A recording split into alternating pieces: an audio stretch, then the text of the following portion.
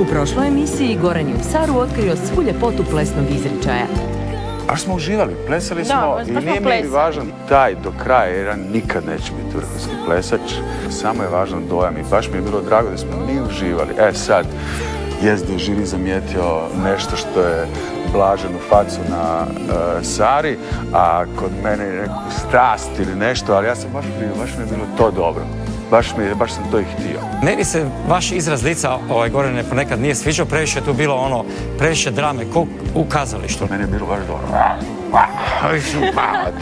Ja sam zvijera, ona je ljepotica. Ja mislim da sam ja 2 u 1. Samo ja ne mogu biti 2 u 1, nikako.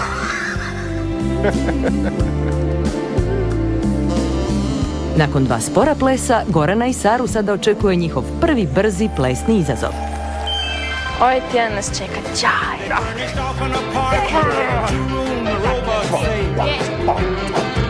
Znaš, čajev je jedna velika, dobra senzacija.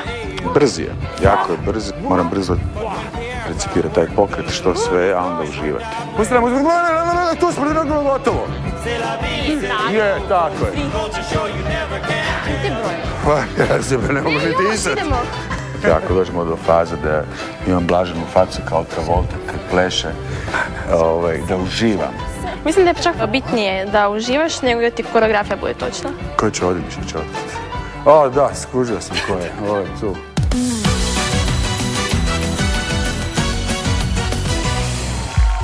Čaj će plesati Goran Grgić s partnericom Sarom Stojanović. Izvolite, plesni pod je vaš.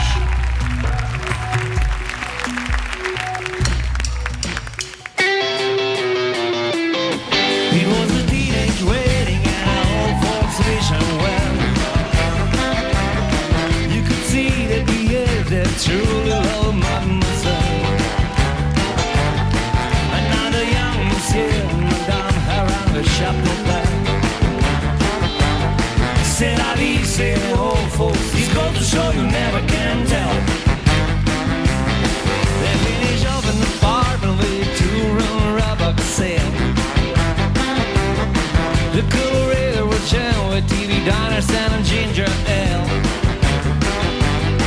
And at the air from work, the little money come over, got the bell. C'est la vie, say the old folks. He's called to show you never can tell.